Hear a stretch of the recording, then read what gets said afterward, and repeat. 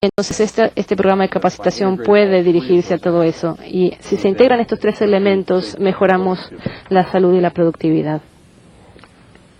Nos trasladamos ahora a Guamúchil, estado de Sinaloa, México.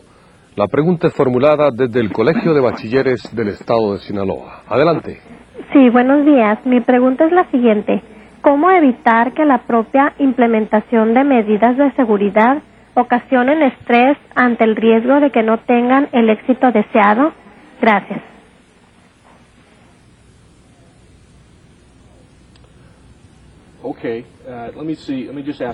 A ver, si le puedo hacer una pregunta. Estamos hablando sobre trabajo a base de incentivos en cuanto usted podría ganar más según lo que produce.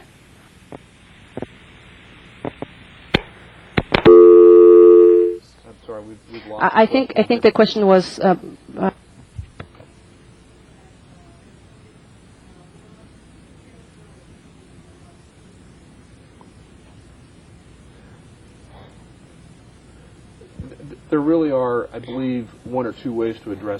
hay una o dos maneras de contestar esta pregunta. Según escuché la pregunta, el trabajo por incentivos produce ciertas preocupaciones desde dos puntos de vista. A menudo los trabajadores que trabajan en un programa de incentivos no quieren reportar las lesiones porque los quitan del proceso de trabajo y por supuesto ganan menos. En ciertas economías eso no ocurre porque los trabajadores tienen que volver a la casa y ganar dinero. El segundo punto de vista es que cuando hay programas de incentivos, rara vez, inclusive en los Estados Unidos, los empleados participan en el establecimiento de los beneficios del programa de incentivos. Entonces es importante que los trabajadores participen en los programas de incentivos porque eso aumenta la productividad y se puede minimizar así los impactos sobre la salud. Vamos a pedirles a todas las personas que llaman que por favor se mantengan en la línea telefónica hasta cuando el experto les dé respuesta a sus preguntas. Con eso no hay ninguna confusión. Y ahora nos trasladamos nuevamente a Panamá. La formula la Universidad Tecnológica de Panamá. Lo escuchamos. Buenos días.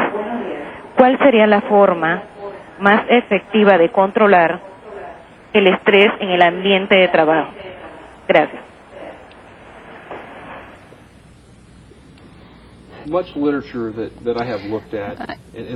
Muchas de las fuentes de referencia a la literatura que yo he consultado a nivel internacional, por ejemplo, de la Organización Internacional del Trabajo o de Salud, habla sobre la participación de los empleados, de los trabajadores, en los procesos en los que ellos están involucrados, especialmente si hay un cambio de ese proceso.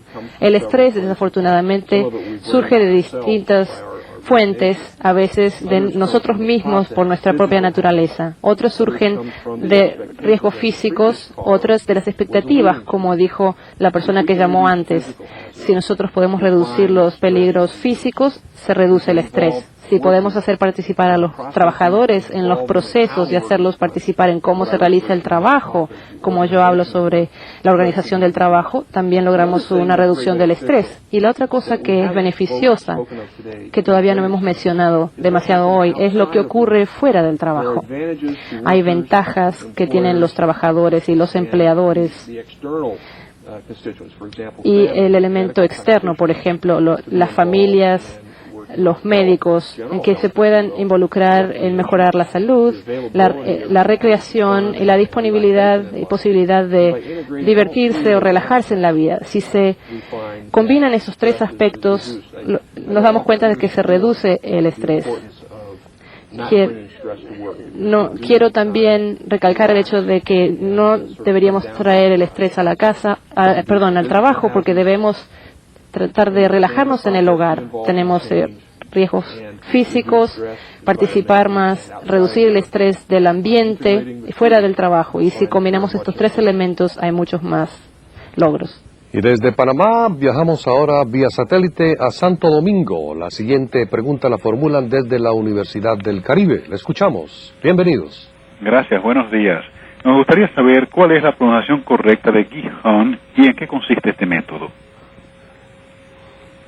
Chico. La pronunciación correcta es Qigong. En realidad es un ideograma chino que se describe de distintas maneras En Weight Girls se escribe CHIKUNG, pero en Pinyin, que es la transposición romana del chino, es QIGONG, pero se pronunciaría Qigong. Bueno, Okay. ha quedado aclarada la pronunciación de Qigong. Continuamos ahora con una pregunta formulada vía fax. Bueno, nos trasladamos directamente a Celaya, en donde tienen otra pregunta. Celaya, México. Adelante, lo escuchamos. Buenos días. La pregunta es, la mayoría de las empresas tiene una área médica enfocada a enfermedades para accidentes. ¿Qué experiencia hay en cuanto a algunas empresas que tengan un área dedicada a la salud mental de los trabajadores? ¿Y cuáles son los principales indicadores de salud, no de enfermedad, tanto físicos como psicológicos, que debemos fomentar para mejorar la productividad? Gracias.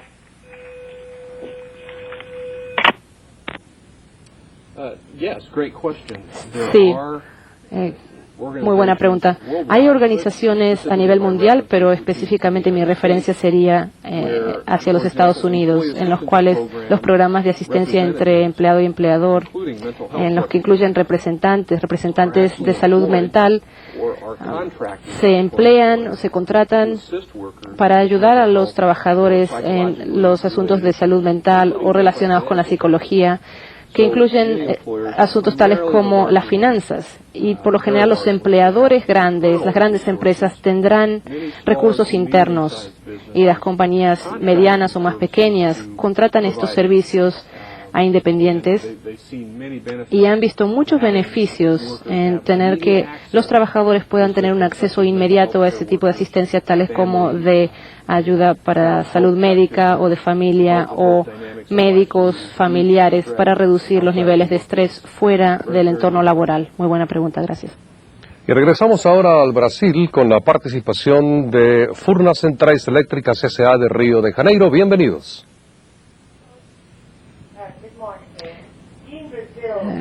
Buenos días. En Brasil se dice que la violencia que ocurre en el trabajo, la violencia psicológica, tiene que ver con las medidas administrativas, con el proceso de despidos, y esto causa graves peligros para los trabajadores.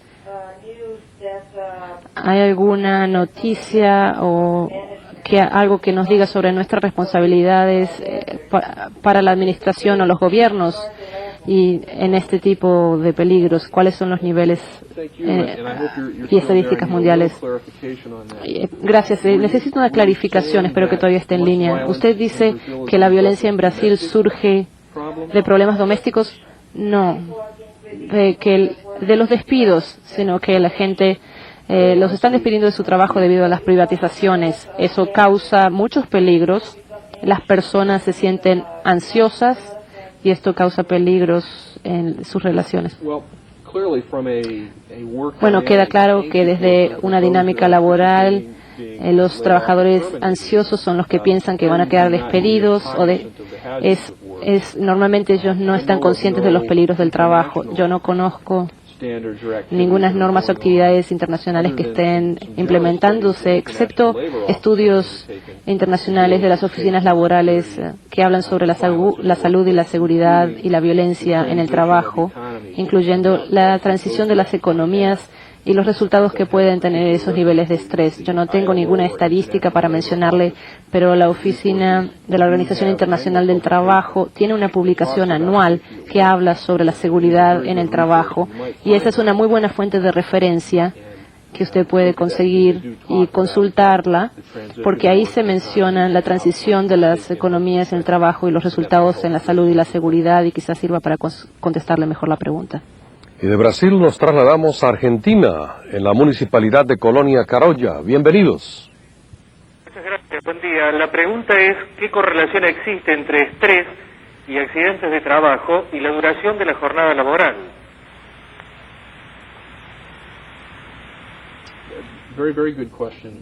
Muy buena pregunta. El estrés surge de dos maneras distintas. Hay estrés que es físico.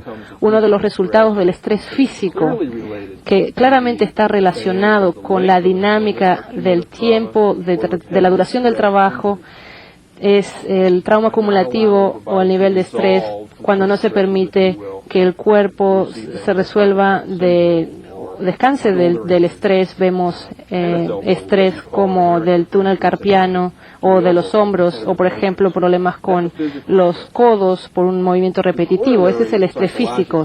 A nivel psicológico, la correlación también es que los trabajadores que tienen un estrés mental faltan al trabajo, su desempeño en el trabajo sufre a nivel de calidad y quizás tengan cambios de comportamiento. Todo esto se puede ver. Son más difíciles de medir estos cambios, pero sí se pueden identificar y por lo tanto se pueden contrarrestar. Entonces, algo tiene que ver con la parte física y otro con la parte mental. Los dos elementos se pueden trabajar y resolver en el ambiente laboral. Bien, regresamos ahora a la capital mexicana. La formulan desde la Comisión Federal de Electricidad la siguiente pregunta: SECAP, México, Distrito Federal. México, lo escuchamos. Bueno, ¿sí? SECAP. Saludos y felicidades a todo el personal que hace posible esta videoconferencia. La pregunta es la siguiente: ¿el comportamiento del individuo en el trabajo tiene su origen en el comportamiento de la unidad familiar o viceversa? ¿Y por qué? Muchas gracias.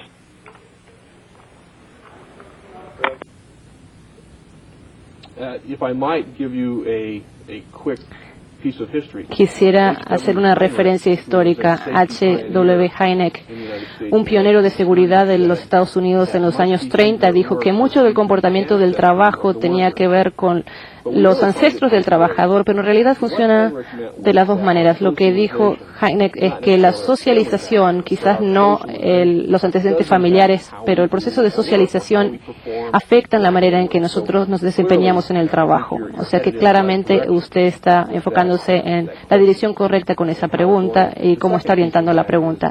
Pero el segundo elemento de esta pregunta es que a veces nuestro trabajo y la manera en que nosotros socializamos en el trabajo, eso también afecta nuestro desempeño. O sea que los dos factores tienen que ver con esto, pero a nivel histórico, nuestra familia y nuestro proceso de socialización afectan a nuestro comportamiento en el trabajo también, sí. Muchas gracias, señor Hopwood. Continuamos ahora con el módulo número 2, en el cual el Dr. Johnson nos hablará sobre algunos métodos alternos de salud y su aplicación en el trabajo.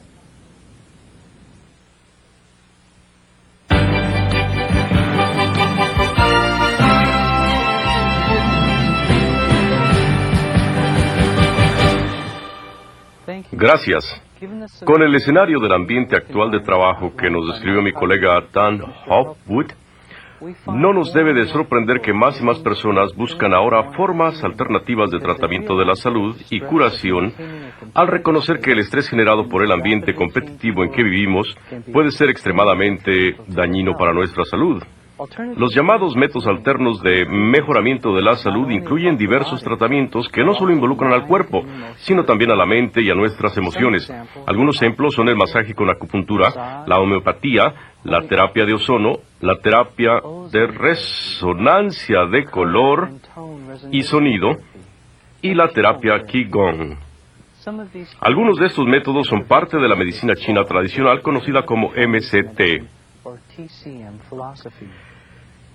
Este enfoque MCT consiste en estimular y redirigir la energía que opera dentro del cuerpo del paciente para corregir desequilibrios y lograr que éste sane. Existen 4 ramas o sistemas distintos de este tipo de tratamiento clínico: la acupuntura, la herbología, el manejo de tejidos y la terapia Qigong. Cada especialista en estos tratamientos requiere de extensa preparación académica y práctica clínica, con varias modalidades de métodos de curación. Aunque la medicina alopática, que es la base de la práctica profesional de la medicina occidental, es extremadamente eficaz en el tratamiento de los síntomas de un paciente, y para propósitos de cirugía, es en realidad muy limitada en su alcance preventivo y en el tratamiento de la relación cuerpo-mente, emociones y espíritu, que es la que gobierna y condiciona nuestra constitución física. La MST y la medicina occidental son muy distintas, hasta en su concepción de anatomía y fisiología. En 1993, cuando realizaba un internado en el hospital Sichuan de Beijing, China, me sorprendió el conocimiento tan limitado que tenían los doctores chinos de la anatomía y fisiología occidental. Cuando pregunté por qué su nivel de comprensión era tan limitado, la respuesta fue: porque ustedes estudian a los muertos. Nosotros estudiamos las corrientes, ríos y almacenes de la energía de la vida. Cuando el cuerpo muere, esta energía regresa a su fuente original, es decir, al cielo y a la tierra. Y lo único que queda es el tejido sin vida. Por lo tanto, nuestra comprensión de anatomía y fisiología y la prioridad que le ponemos a esto es muy diferente a la de ustedes. Hasta el enfoque para sanar al paciente es diferente con tratamientos clínicos orientales y occidentales. Por ejemplo, mientras que la medicina occidental se enfoca a curar los síntomas, la medicina china tradicional se orienta a curar la raíz u origen de la enfermedad. Utilizando la medicina occidental, dependiendo del caso, un tumor usualmente es extraído a través de cirugía. En la medicina china tradicional, sin embargo, el tumor es visto como una flor y su patología debe rastrearse hasta encontrar sus raíces y origen. Una vez detectado ese origen, el sistema de raíces es destruido para poder destruir la flor o disolver el tumor y evitar que jamás regrese. La MST mantiene la convicción que el cuerpo almacena y responde a los efectos directos e indirectos de ciertas emociones. Por ejemplo, el enojo tiende a almacenar en el hígado, el miedo en los riñones, la preocupación en el vaso, la pesadumbre en los pulmones y la alegría en el corazón. Les haré más adelante algunos comentarios sobre este tema.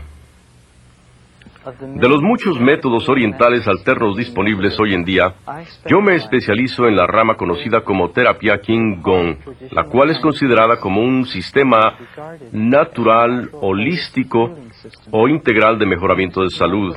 El uso de esta terapia ha estado documentado en China desde hace más de 5,000 años. Muchos años antes de que se estableciera la medicina occidental, los médicos chinos habían ya aplicado diversas modalidades curativas sistematizadas, comprobadas por su efectividad y que servían a la sociedad en el mantenimiento y desarrollo de su salud. Qigong significa inteligencia de la energía, y su principal enfoque es hacia tratar de balancear la llamada energía de la vida dentro del cuerpo. Esta energía se cree que consiste de la fuerza electromagnética, calor, vibraciones resonantes y luz.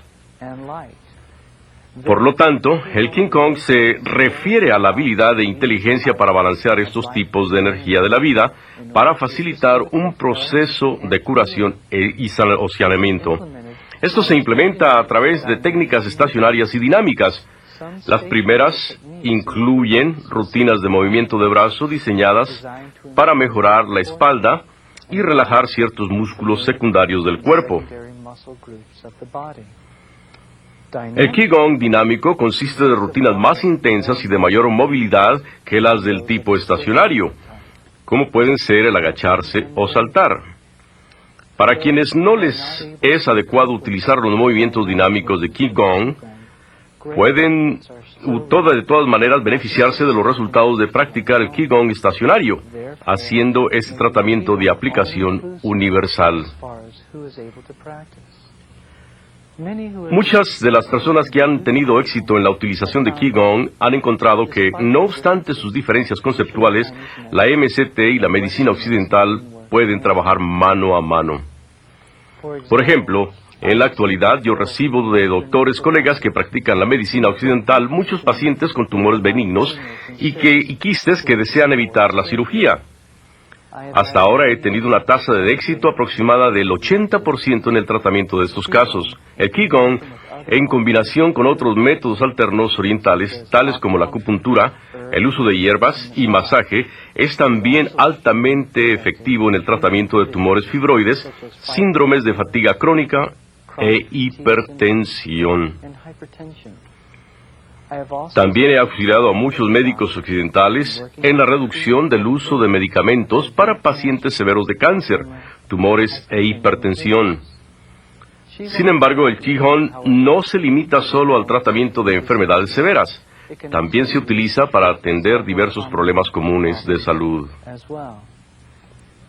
Por ejemplo, en la actualidad tengo diversos pacientes que sufren migrañas y dolores de cabeza en general. En un caso particular, el paciente tenía un trabajo muy estresante, pues fungía como director de una empresa muy exitosa y exigente. Primero, esa persona solicitó la ayuda de médicos practicantes de medicina occidental. Estos médicos atendieron los síntomas utilizando drogas, incrementando la dosis a medida que las migrañas aparecían con más frecuencia. Eventualmente llegaron al extremo de autorizarle inyecciones autoadministradas que le fueron eficaces solo temporalmente, pues las migrañas pronto le regresaron. Esta persona vino conmigo preocupado por la cantidad de tiempo que estos dolores de cabeza lo mantenían fuera de su trabajo. También estaba preocupado porque sentía ya que los tratamientos que le habían aplicado solo amortiguaban los síntomas de su problema. A través del Qigong, esta persona primeramente pudo ventilar años de frustración emocional generada por su problema, lo cual en sí facilitó el proceso de curación.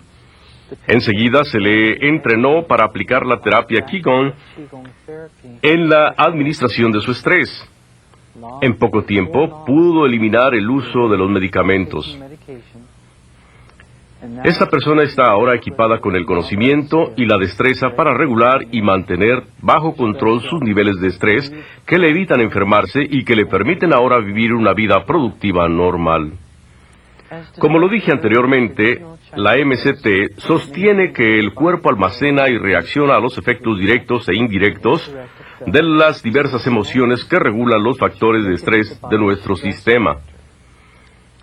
Por ejemplo, dijimos que el enojo se almacenaba en el hígado, el miedo en los riñones, la pesadumbre en los pulmones y la alegría en el corazón.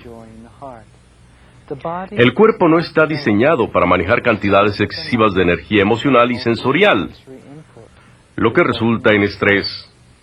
En ese sentido, el estrés se define como una sobreestimulación o sobreexcitación del sistema nervioso del cuerpo.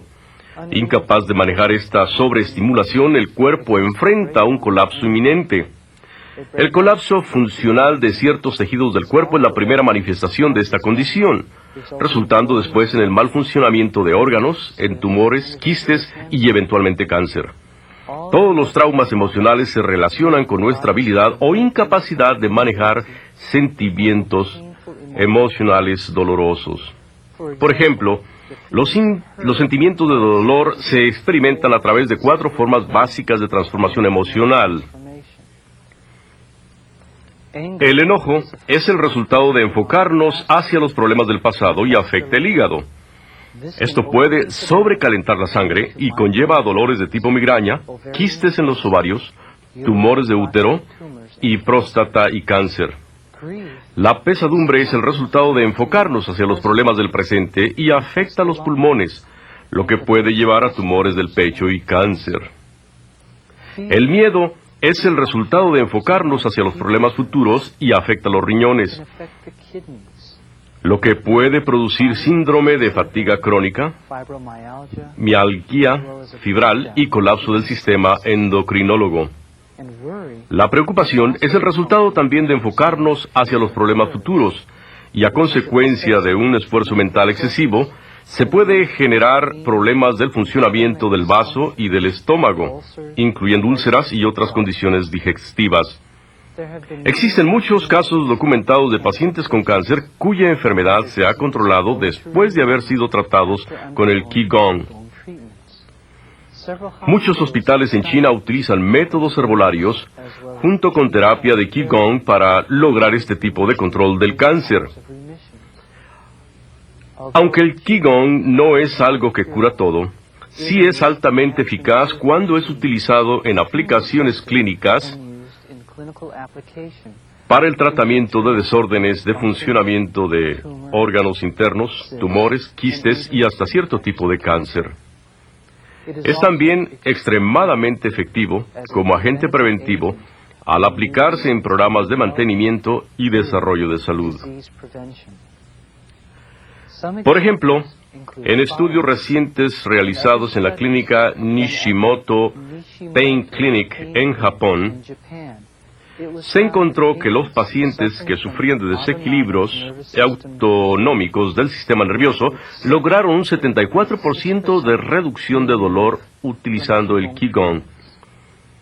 En un estudio realizado en el Hospital Kwanggan-men de Medicina Tradicional China en Beijing, los pacientes atendidos con terapia Qigong tuvieron los siguientes resultados. El 87.7% de los pacientes de cáncer avanzado tratados experimentaron una franca recuperación de su vitalidad. El 63% reportó mejoría en su apetito. El 50.6% experimentó incrementos de peso de más de 3 kilogramos. Y el 33.3% de los pacientes con problemas gastrointestinales experimentaron una mejoría. Los fagocitos que nuestro cuerpo utiliza para combatir las células cancerosas se incrementaron en un 12.3% con los tratamientos de Qigong.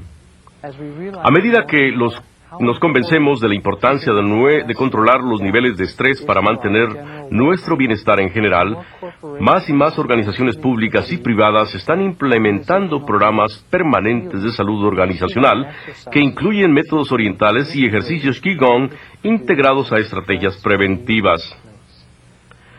Al incorporar sesiones de entrenamiento de Qigong a nivel ejecutivo y operativo, muchas organizaciones han comprobado la reducción de ansiedad y depresión que son frecuentes en el personal con exceso de trabajo. Al implementar este tipo de programa en su organización, se facilitará la transición a un ambiente de trabajo de mayor tranquilidad y mayor consistencia. En mi experiencia personal, el producto más importante de implementar un programa Qigong es el incremento de la vitalidad y entusiasmo de los trabajadores a todos los niveles. Un programa con sesiones de 30 a 45 minutos de duración 3 veces a la semana es extremadamente eficaz. Puede realizarse dentro de la empresa, pero es crucial el hacerlo dentro de un ambiente libre de presiones y ruido. Generalmente se contrata a un profesional especialista externo para organizar y llevar a la práctica este tipo de programas. Una vez que el personal es entrenado en estas técnicas, los costos se reducen solo a un mínimo, incluyendo el tiempo que se le dedica al programa. Para asegurar calidad, yo recomiendo siempre que un profesional periódicamente monitoree el avance y respaldo este tipo de proyecto. Muchas organizaciones han comprobado el beneficio financiero derivado de un programa de Qigong. El solo ofrecer al trabajador un medio para externar sus presiones permite que éste refuerce sus habilidades mentales y emocionales que se requieren para sobresalir en el trabajo competitivo de nuestra realidad actual.